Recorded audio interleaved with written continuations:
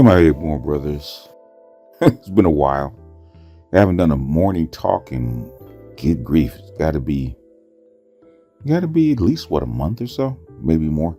You know how you laying here and you can't really fall off to sleep. So I was just meandering, your mind wanders. I was thinking about several things that have gone on in the last couple of days. One is the thing with Hafiz and Coach Greg Adams, and then just pearly things, and the question about is marriage worth it, which, believe it or not, is probably spurred on by the cut I dropped, the edit I dropped from the lead attorney when he was actually talking about marriage, which is still probably one of the more in-depth ways of looking at marriage that I've probably ever heard. And you don't catch people like that, because anybody that's done anything for 20 years got to be a master at it. And when you catch a master in a stream of consciousness about a subject that he has mastered, you got to pause. And when I was first heard it, I was actually in the grocery store, right? I was going to the grocery store, late night grocery store run, right? And he's talking about marriage in a way I had never really heard of it. It's like off-label marriages and different uses of marriages. And it was so cogent and it was so objective, and what I call literally black pill. We wouldn't call it black pill, literally black pill. Basically, you're taking the morals out of it and looking at how can you build marriage and use marriage as a tool, as an instrument for whatever you're going to use it for, whatever your gain is, whatever your happiness is. You're looking at marriage not as this sacred document that's endowed by God, but as a tool.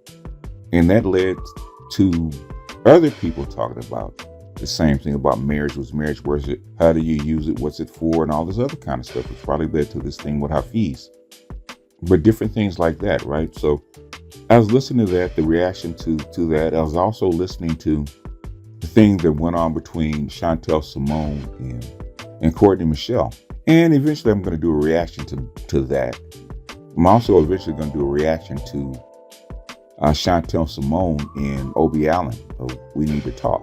But for right now, what I really want to do is talk about things that I've talked about before, about black men and women and the black community as we think of it, right? Because, everybody talks about the black community. I am a black nationalist and I'm a conscious community acolyte, even to this day, believe it or not. People don't think that I am. People think that BGS, that's in the past. No, I am still involved and I still participate. Not as much as I used to, but I still participate. I am still connected. I'm also a Pan-Africanist, and I'm still connected. But I'm also a MGTOW. I'm also a IBMOR, and I'm also Red Pill. Well, I used to be Red Pill. I'm no longer Red Pill. I'm really Black Pill. And I just use Red Pill as a leading point, okay? Because Red Pill is all about information. Black Pill is about outlook. So I'm listening to Chantel Simone and Courtney Michelle go back and forth about the community SYSBM, which she doesn't really know about it that much, but she gets the gist of it. And Courtney Michelle, who is what they call SYCBM, Save Your Community Black Man, which is nothing but black nationalist talking points that I've heard for the last 40 years. So this is nothing new. Okay, SYSBM is relatively new, even though you could have seen it coming back in the 90s. But what Obie calls SYCBM is nothing new. They've been talking about the same crap for the same 40 years, man. It's not new. People think they're going to reinvent the wheel, but even Obie would tell you there's nothing new under the sun.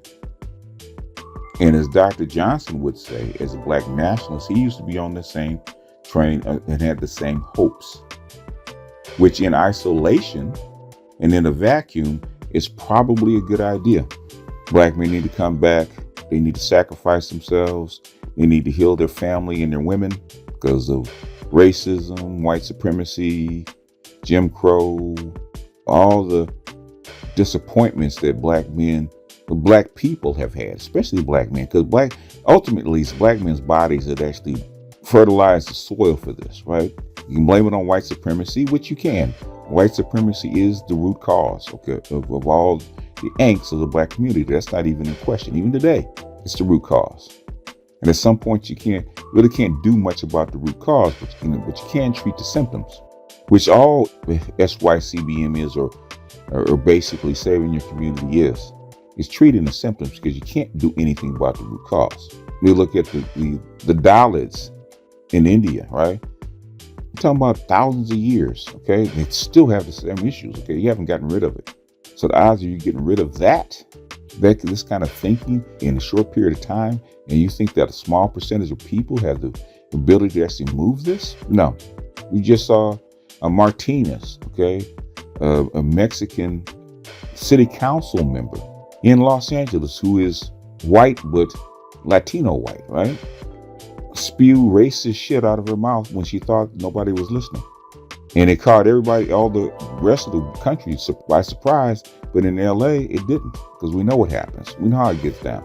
We know we deal with racism, even though half the black dudes in the city date Latinas. That's a whole nother story. So we know about this up close and personal. We know how they feel up close and personal, because they're our neighbors. Okay. They're our girlfriend. We're beginning to know Latinos almost as well as we know black women. Got to deal with some shit like that right now. So, but I'm not even going to go into detail about that. We'll go into detail about that another time, right? Okay. We're going to deal with this about juxtaposing those things, especially the one I want to deal with now, which is the issue with that passport bros have actually put on the table. SYSBM has been around, man, for about 10 years, right? The acronym, I've seen it. I used to consume the content in 2013.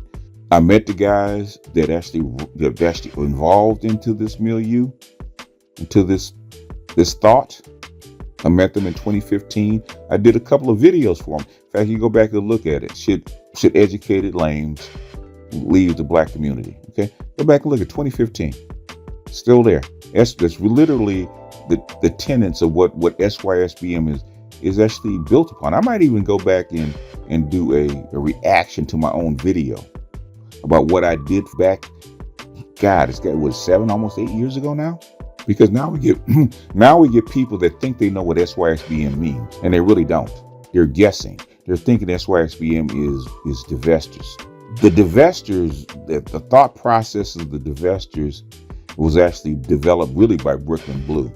That was back in 2014, 2015, with a mixture of crystal and kerosene. That's where you get the divestor movement from. I've been dealing with them since 2014, 2015. They're not new either. And people try to marry the two together.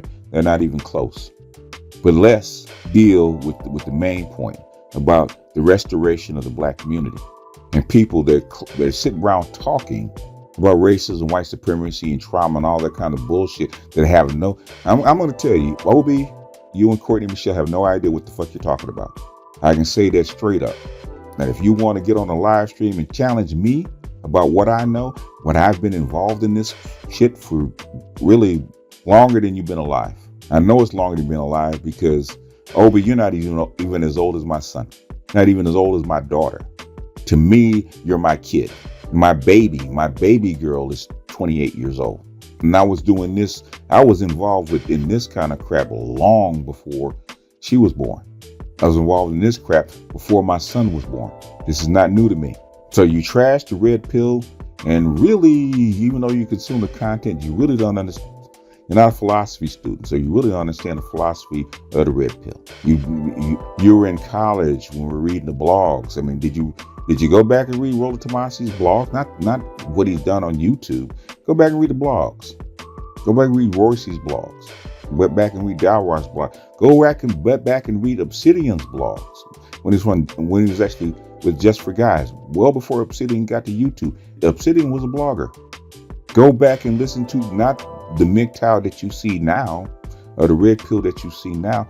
Go back and listen to the original MGTOWs that split off from the MRAs. Go back to the original IBMORs that split off from the MGTOWs, of which I am IBMOR number 4. Me and Black Ram always argue whether he's 3 or I'm 3 or he's 4 or I'm 4. It could be either one, all right? 1, 2, 3, 4. We're the first 4 IBMORs, which I never thought it would get as large as it has, but It has actually spread the ideology, but that's neither here nor there. Let's get down to the basics of saving the black community as we know it, because the black community as we know it, which is the ADOS, or what we call, let's just call them by their actual name, Negro. That is really your classification. When we glossed it over, polished it up, and changed it and mushed it. The thing is, our given classification going back some 200 years is Negro. Those are ADOS. Those are your black people. Those are your American black folks. Your culture is Negro culture. James Brown, that kind of in 1968, he actually caught on and changed it to a black identity. And then it became, Jesse Jackson changed it to an African American identity with Operation Push in the 80s. And now we change it to ADOS or FBA or whatever you want to call it, the acronyms now, which, I'm getting lost in the sauce because we changed our classification so many times, which actually doesn't really mean very much because we never gave ourselves the classification in the first place.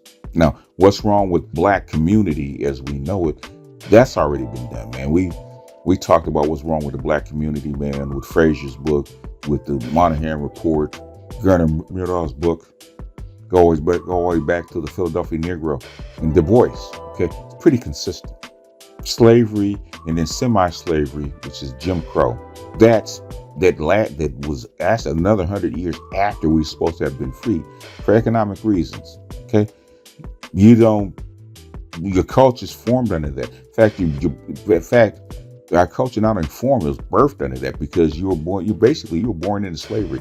91% of people that we call Negro are born into slavery.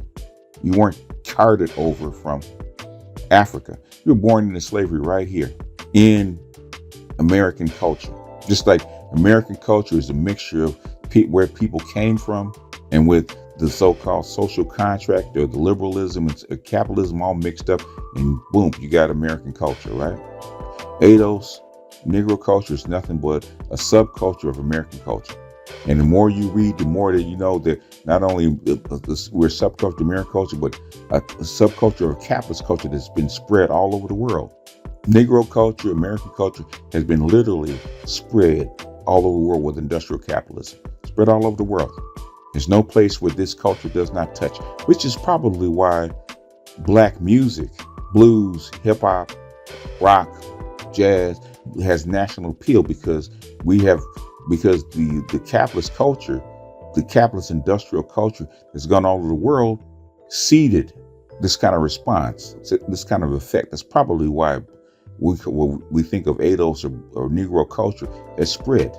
The same kind of harmony, same kind of vibration, same kind of response is coming. That's probably why you have K-pop in Korea. Anyway, that's an aside. I want to try to keep on track because we're talking about the black community and what's going on with SYSBM passport bros and even the black political agenda, but that is something separate. I remember, and this has got to be at least 2-3 years ago, but it's actually earlier than that because I've heard it before because it's something that I know and I've known since I was young, since I was a teenager. Can't get a black woman to act right until you leave her at least once. That's been a theme that has been repeated to me my whole life and all of my interactions with females, with black females. Not so much with others, but with black females especially. Can't tell her to act right. You can't bribe her to act right. You got to leave her and have her come get you. That was repeated by Sister George in Concrete Rose, especially Sister George. When we talked about how come black women ain't going to act right, do right, come to the table, listen to us about what we need from them. And she simply said, they're not going to listen to you act right or even believe that you need something because they don't think you're serious.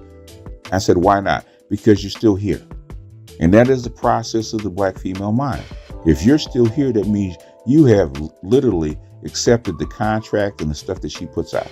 And until you leave, quit, and go someplace else, she won't even know that you're serious. She won't accept that you're serious. And she was actually absolutely right.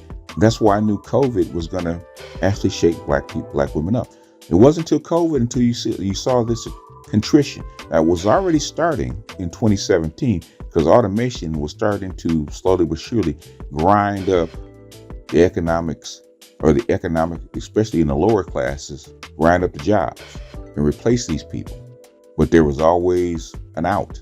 And I kept saying it's coming, slowly working its way up.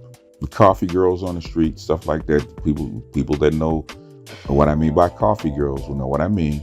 Coffee girls on the street, stuff like that. Slowly but surely, you could start to see this happening. But it was in the fringes. It was on the edges, and only people that knew what to look for could catch it. I studied geopolitics. I catch the fringes. I look for the signs. I was telling guys that this is coming. Nobody expected the shock of 2020, the economic shock of COVID in 2020. It literally dropped the bomb on your economic prospects. That was the shock that Black women needed. Did your mind completely right? No. Okay, but the thing is, without that shock, you have no get right. Without that get right, you have no Kevin Samuels. Now, Black women knew that they needed their men, and their men could go elsewhere. And they needed to find out what Black men wanted. And that was filtered through Kevin. Them knowing what Black men want, sort of, and them working it out in their, accepting and working it out in their psyche, sort of, and them doing it are two different things, right? Can they hear it? Can they understand it? And then lastly, can they do it? How come I didn't believe they could do it? I still don't believe they can do it. Because culture doesn't work that way. Culture does not change that fast. It can't. Human culture takes hundreds of years sometimes to change. You can't turn a Black woman into a submissive Latina in a few years just because you're talking to her. It doesn't work that way. I listen to Obi on a regular. I can hear the bullshit come out even though he's talking to them. They're talking back and forth. They haven't come to an agreement. She hears you. She's aware of what Black men want or what Black men like. That's where the soft girl shit comes around. They're aware of what Black men might like, and they try to think they can conjure up a performance according to what they think, and it comes off as fake. The soft girl shit came and went. Soft girl is no longer an appeal to Black men. Soft girl now is a luxury line for a lifestyle that they give to themselves. So they heard us, they interpret it through their filters of what they think we want, or what they believe we want, but they don't know because they don't understand us, because they've never had to. And even after they understand us, can they perform it or do it? They've never been trained to. With the knowledge of my grandmother, who was born in 1910, because I was one of her favorites as a grandchild, I am aware of like 7 generations. If you had my great grandmother, we're talking about, I have a knowledge of 8 generations. I had stories from 8 generations. Grandmother was actually pre-World War II. If you count that, you're probably more like 9. I heard her stories. I heard how she actually interacted with men. My mother's silent generation. I'm a boomer. Got brothers and sisters that are Xers and cousins that are Xers. My kids are millennials. My grandson is a Z. My younger grandsons are A's. I have knowledge of 9 generations, filtered through my brain through stories, and interacting with people from 9 generations. I'm seeing what's going on. But I'm not somebody that's oblivious to this. I actually listen. I actually observe. I actually interact with all these people. And while I was working with silent generation females, sitting in their circles, and they would tell me what they said to their husbands, what they thought about their husbands, what they did to their husbands, about the stories about how they met, what kind of contract they had with them, whether they cheated on them or not. They took me into their circle.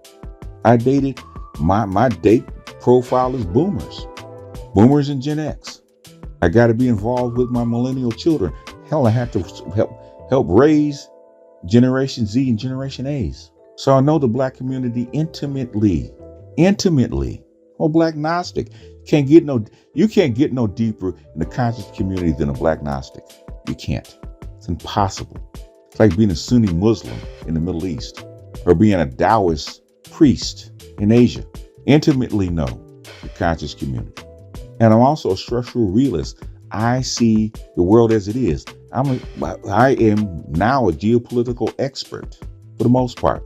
And I observe the movements of most of the societies around the world and how they fit into the puzzle pieces. So taking all that and looking at a subset we call the black community as it sits today, not that hard to figure out. Now, let's get to the point. Can you save it? Can you save it? I had held out hope that black women would see value in the black community and would actually pull out all the stops, actually pull it back together, and they would do it fast enough to actually pull it out, because you got holes in your boat. Ain't one of those things where we're fighting on top of the boat and which way the boat is going and how to get it ashore. That is not what we have right now. We got holes in your boat. Your boat's sinking. The leak is slow, but your boat is filling up with water.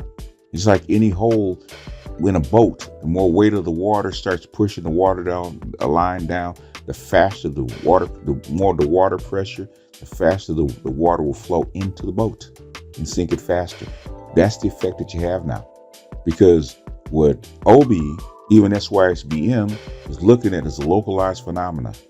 Localized, okay? They think that this is in isolation. Maybe we got a little white supremacy mixed in, a little racism mixed in, and this is the cause of it. And this is the only cause we have to look out for. So you think that if we can get black men and women talking and understanding each other and persuade black men to come back, that we could save it. And my thing is, even the odds are, even if you could get 100% buy-in to black men and women, you probably cannot save the black community anyway. Even if you get 100% buy-in, because the forces that are raised against it locally, nationally, and internationally are too great. The movements that you see now are too great. And what you're seeing with SYSBM and Passport Bros are effects of another cause. It's not even mostly in the cause of the black community. The problems are already there, okay? But even with problems, the black community still held together because the outside causes to break it up still weren't there. Welfare didn't break up the black community. You had out of wedlock births, yeah, you had that. You had children born out of wedlock, sure, you had that. But marriage and dating, even until the 90s, was still damn near 98%, right? Very little drift. What's causing it now? What's causing it now is what was preventing it from breaking up in the first place, right? No matter what white people did to it, them restricting the movement of black men kept a lid on it to where black men had no choice except to deal with black women. When I was young, when I was in my 20s, dating outside my race was possible, but it's very difficult. Even with civil rights, even with we shall overcome, it's possible in this country, but it's still difficult. To move to another country and date and get women was possible, but still very difficult. There was a lid on it. Even with integration, I started getting bused to white schools in 1968. I was 9. Been around white people, white girls all my life. It was possible, but it's still difficult. It was still a lid.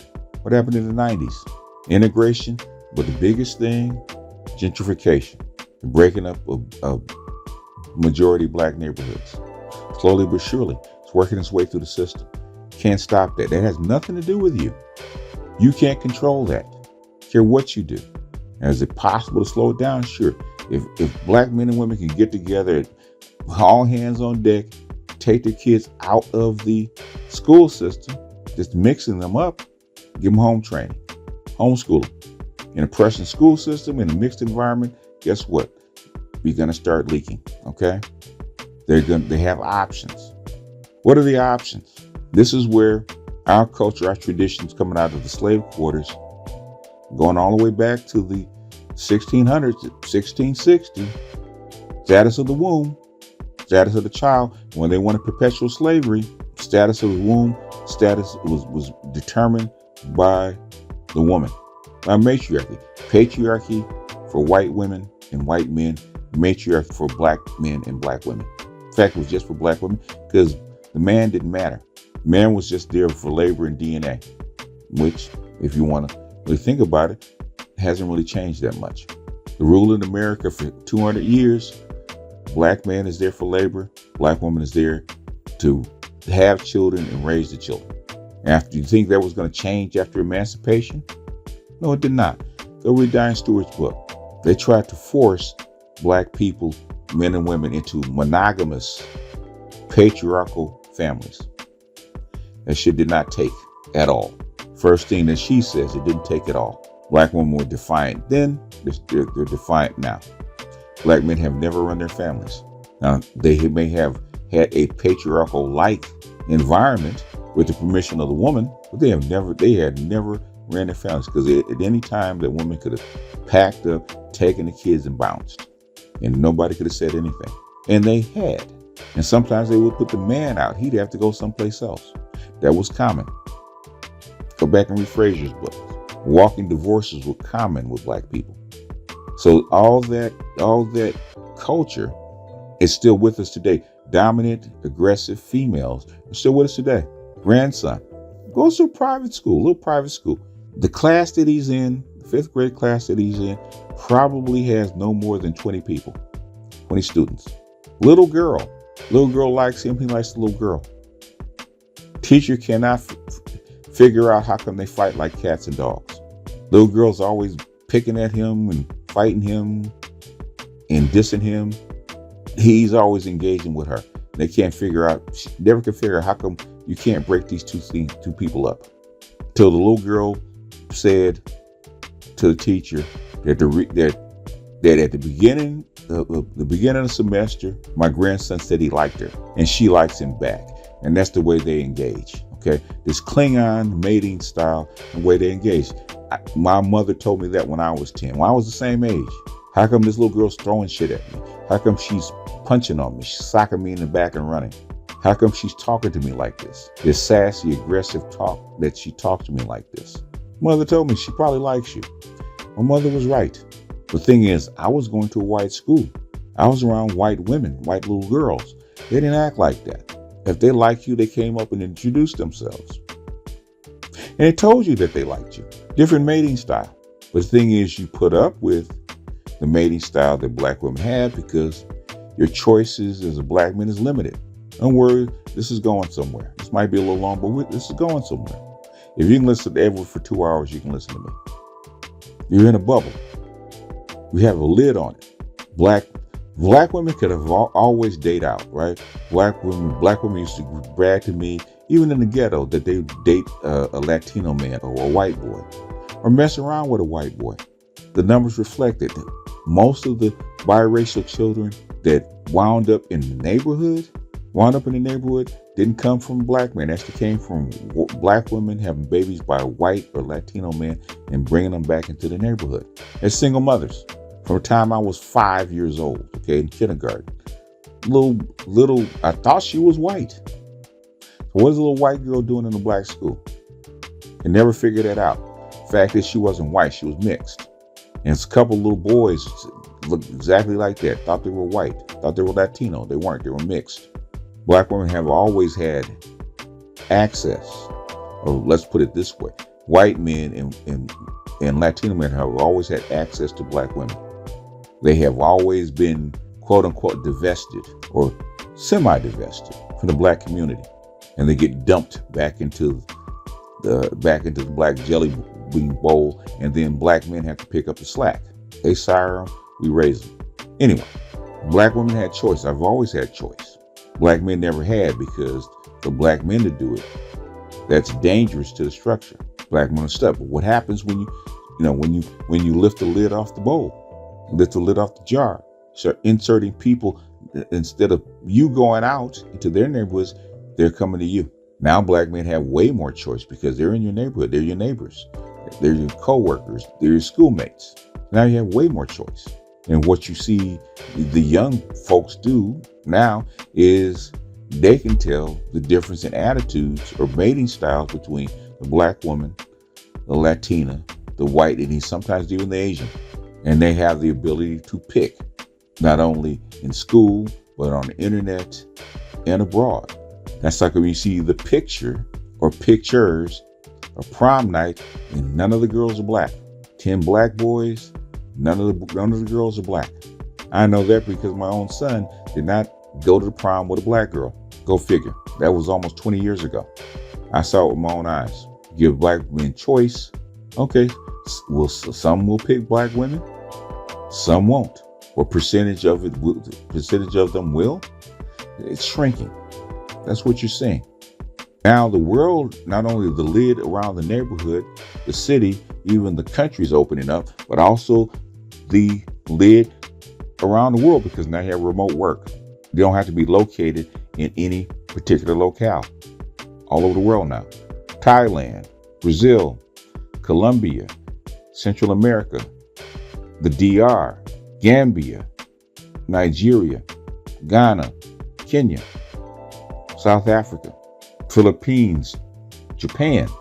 We're not even talking about Eastern Europe. We're not even talking about, we're going to even leave out white girl, Australia, Eastern Europe, and even Western Europe. We're going to leave them out. That's what you're seeing. Different mating style, choice, different environment. Nothing you can do about that. Has nothing to do with you. You can't control that. You can't stop it.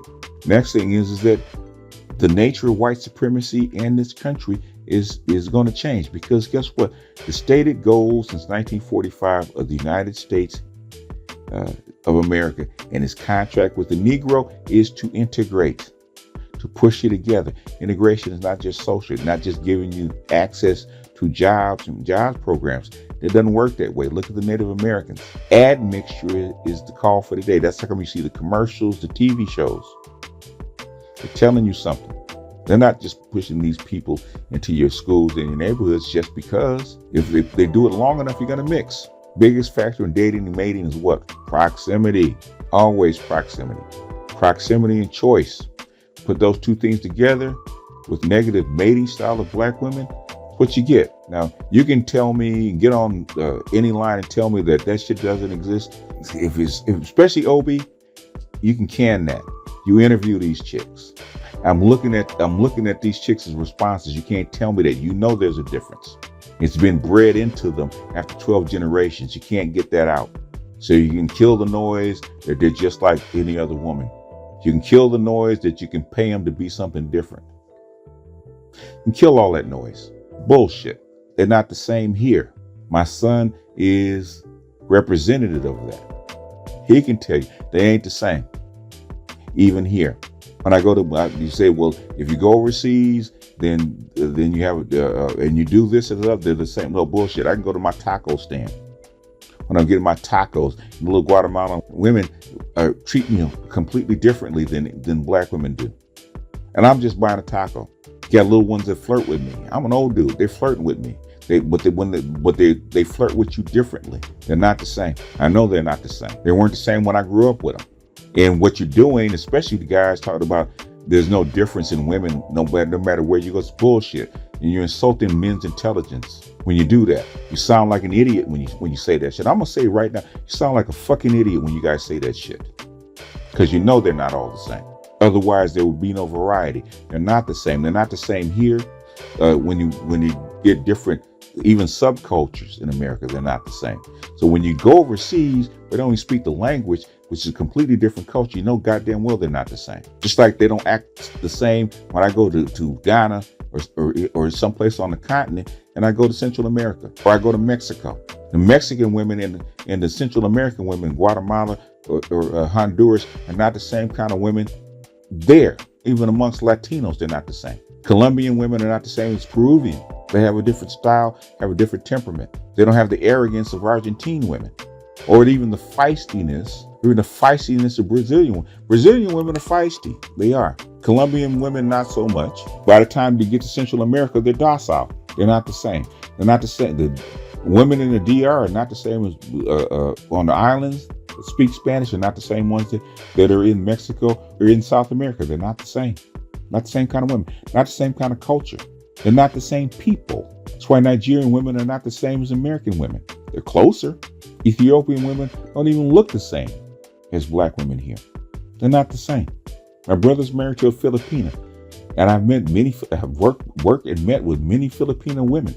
I've worked and met with Asian, with Koreans, Chinese, Japanese, Filipino, Malaysian.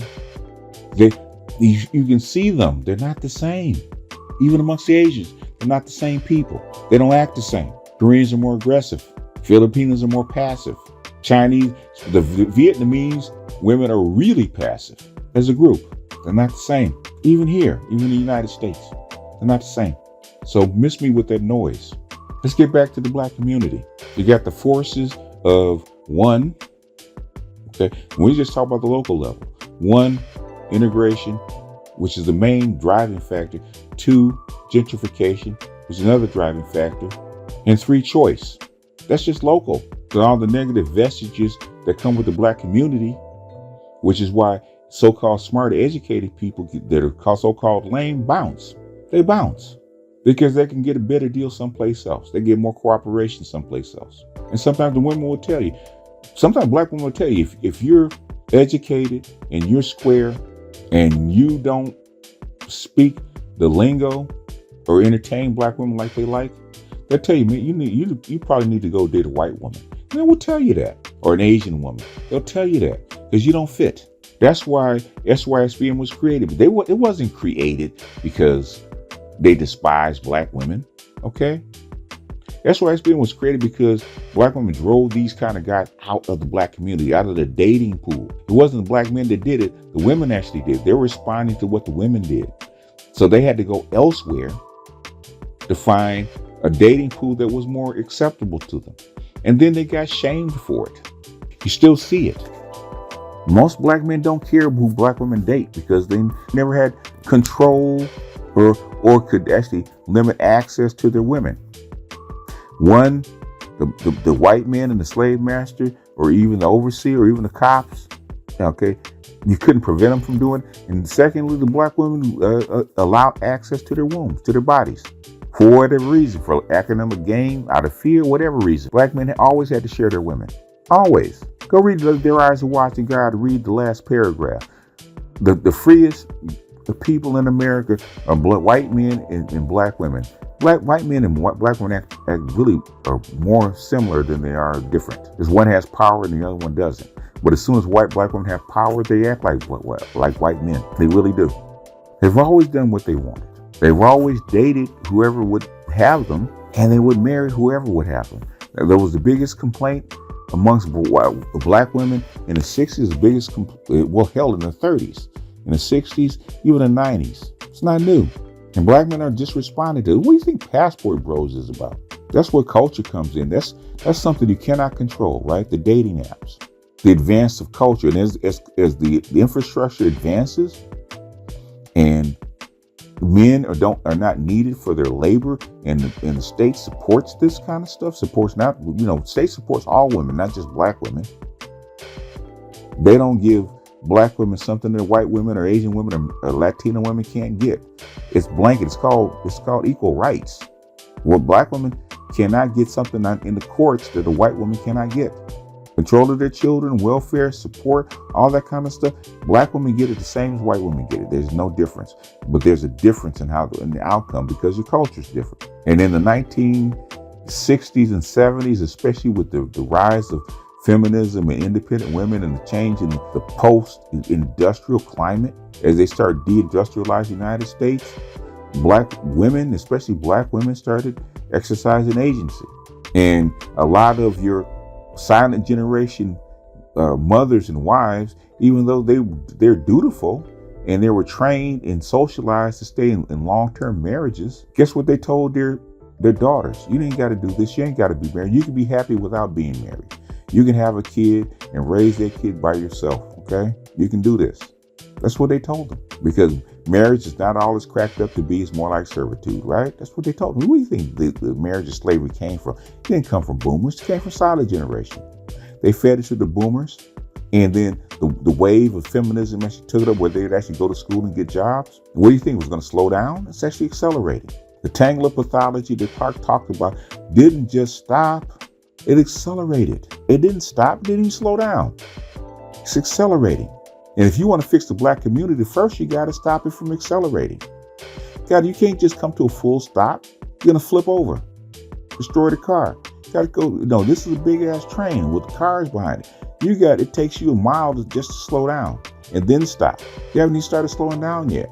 You haven't even stopped accelerating yet. How are you going to save something, stop something, and reverse it when you can't stop the damage from accelerating? You ain't thought about that. And that's policies that you have absolutely no control over.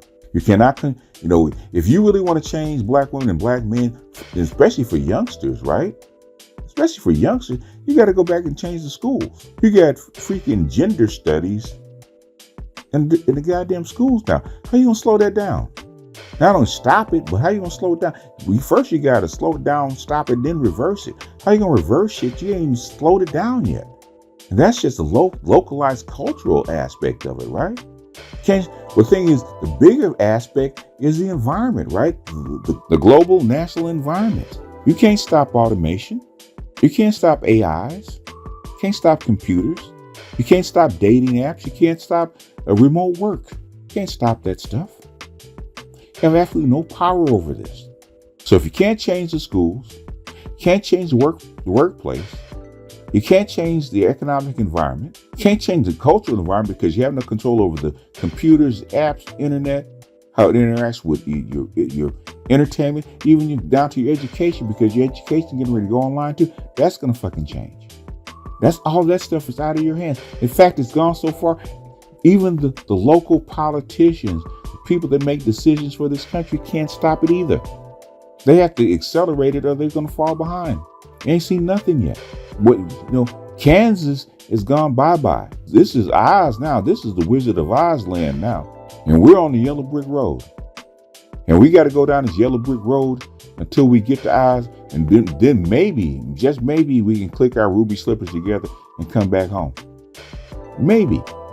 Your politics, your employment, your neighborhoods, your entertainment, your education, all of that stuff is in flux that nobody has control over, least of all black men. So you want a few black men to get together to try to save a whole entire culture that's slowly but surely degenerating, because not only is it black culture, but it's getting absorbed into American culture. You got Megan Thee Stallion on a national TV show. You got Megan Thee Stallion on Saturday Night Live. You got Cardi B and Megan Thee Stallion in the White House with politicians. You got them in the White House now. So this degenerate behavior that we're so against, this baby mamaism, we're so against, all this kind of degenerate behavior, it's just accelerating. It's being accepted as normal all around the world. And the cause of it is not the localized phenomenon that you're looking at. It's the environment that's around it. And it's not slowing down, it's accelerating. What it means to be black is not going to be the same thing in 10 years. Another thing that you have no control over, right? Black people used to be second by a large number as far as a minority, even though we were 1/5, really, 1/5 of, not 1/5, about 1/5 of the population, right? Give or take, between 1/5 and 1/6 of the population, right? In second place, okay? White numbers started to decline. White people used to be like 80%. 96, white people like 80% of the United States. They're below 50. Did black people pick up the slack? No. They imported Latinos. When I was coming up, Latinos were less than 20 million people in the United States. The last count is 62 million. There's 20 million more Latinos in the United States than there are black. Ain't shit you can do about that. And accelerating. Time you look up, they're importing more. You just imported Venezuelans. Nothing you can do about that. Wait till Eastern Europe starts to fall apart. You're going to see more white people. You can get swamped out. Plus, they're going to be in your neighborhoods. You're going to mix. You can't control that. Global environment with automation and white numbers declining, white power declining, it's going to impact you. There's nothing you can do about that. It's out of your control. Women were going to change with the environment. They're changing globally. The last chance that a black man or any man has to get a wife that's trained to be a wife, like wives used to be trained, okay? You got to go overseas. They don't train them here. They don't train them in Europe anymore. Got to go someplace else. They're trying to ban Europeans from importing Asians into, I think, Sweden or Norway, because they're going elsewhere to look for wives. Those are white people. So trying to stop passport bros or talk against passport bros, you're wasting your time. Unless you can change the environment here that's causing them to go out and look for something else, you're wasting your time. You cannot change black women that fast. You can't even convince them to change that fast. Hell, you just started talking. I've been talking to these chicks since 2016. They can't change that fast. They're shocked. They know they have to change, but they can't change. So what they got to do, they got to convince you to wait. They got to shame you into not going, because they know what you're going to find. And what you're going to find ain't them. What you find is something they cannot be. They know that. Hell, black women nowadays are not even the women that I dated some 30 years ago, some 40 years ago. They're not the same. They have degenerated from then, and it's accelerating. How are you going to stop them? You convince them just to stop where they're at, just to not to decay it more than they already have. Can't even do that. Okay, let's get into why I believe, especially after reading Clark's book, why I believe it can't be saved, right? Let's get into that. It took us 1, 2, 3, 4 generations to get here. Silent generation, boomers, X, millennials. It took us 4 generations to get here. To reverse it back to where it used to be, it's going to take at least 2 or 3. Talking about 30 years. Cut it in half. Maybe if you work hard enough, talking about 30 years. That's what Chantel Simone was talking about. It's going to take 30 years just to get back to some kind of median. If you convince the broader environment, the broader group of women, black women, actually engage in this process, which I know you can't because I'm listening. And these chicks ain't changing. First, you got to convince them that they're wrong. They have to have some kind of contrition and make an effort. Then they can start affecting their children and the other younger girls behind them. Can't even do that because it's going to take them to affect change in policies, not only for the girls, but also for the boys. And that's against the backdrop of all the other stuff that I mentioned. You ain't got that kind of time. You got 10 years and it's going to take 30. Ain't enough road for you to kick that can. Now, I admire people trying because that's that come for 7, 8 years. I didn't say nothing because I hoped that maybe against all odds that somebody could pull this off, that the environment would change enough to where somebody could pull this off. You have a damn near economic disaster in the making. These women know they got to change, but they can't. That's what convinced me that they can't change. Even if they wanted to change, they can't change. They want to change, but they can't. And they know that they can't. And black men, they, especially young black men, know that they can't either. They're not willing to throw away their whole life to save black women. What about the kids? Don't they deserve something? You know what? When shifts happen, people fall off by the wayside. You had tons of black men. 30% of your black men, hell, damn near 40% of your black men, they never made it from the South, okay? Their bodies are still buried someplace. They're still freaking cannon fodder for the civil rights movement to get you where you are now. Nobody's crying for them. It is what it is. What about the children? Don't they deserve hope? Don't they deserve love? Sure they do. And they can get it. But do you really care about the children? Because I don't see no movement by black women, the ones that doing all this crying, to actually save their children. I don't see no movement, no PTA movement, no movement to actually go into the schools and basically make the environment better. I don't see them trying to get classes or some kind of environment for their black boys. I don't see none of that. Zero. So don't give me the what about the children. That's bullshit. See, Stacey Abrams talk about what about the children. They want the children to be. They'd rather pump the boys up with hormones to turn them into girls. That's what I'm seeing. Do they care about their boys? No, they're trying to turn the little boys into little girls for their own aggrandizement, for their own ego. Saw this chick on Instagram combing her little boy's hair like she was dressing her little boy's hair like she's a little girl on Instagram, and people are asking whether it was a boy or girl. She was embarrassing her son.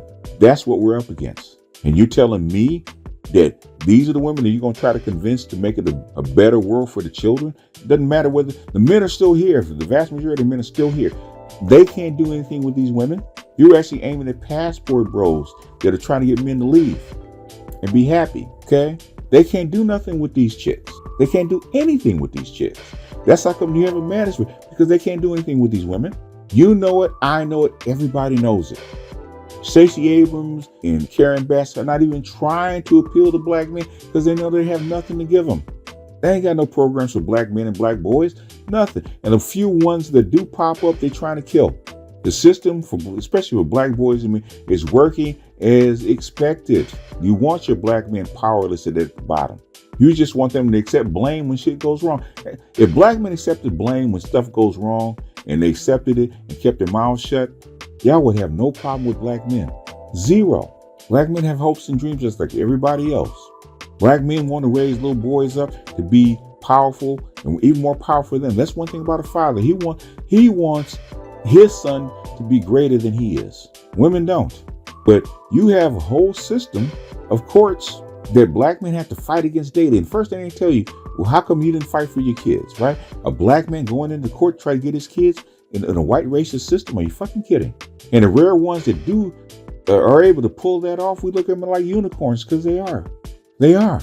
40%. I got to go find this, but it was 41% of paternity tests for black men turn up and they're not the father. These are the women that you want us to go back to and trust and help build with. And because we're pointing out problems that we have with them, that we're nothing but negative, we're nothing but bashing. When we actually, all we're doing is tell the truth. We haven't even begun to tell the whole truth. Trust and believe. If black men really wanted to unleash on black women and tell the whole truth, man, you think the manosphere would be bad? You two be shutting us down left and right.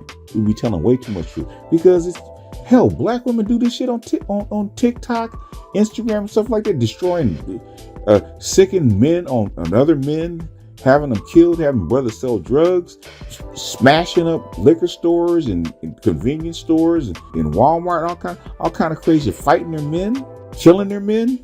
Dr. Johnson used to post his stuff on his Facebook all the time. He can't even keep up with it. He posts maybe 10% now because it's so much. You have degenerate black female behavior, but we're supposed to come back and build with this? Well, I have hope. I don't want to hear that shit. Give me something I can work with. If black men and women start talking, that's not going to do shit because you ain't got enough motherfucking time. That's going to take 30 years. As Chantel Simone said, it's going to take fucking 30 years. You don't have that kind of time. You got 10. You got 10.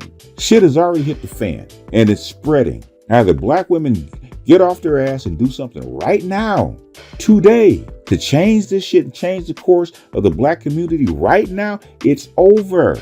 This is the Titanic sinking. You got to get to the life raft right now. Otherwise, you're going down with the ship. Look at what's going on in Europe right now. You think that's an anomaly?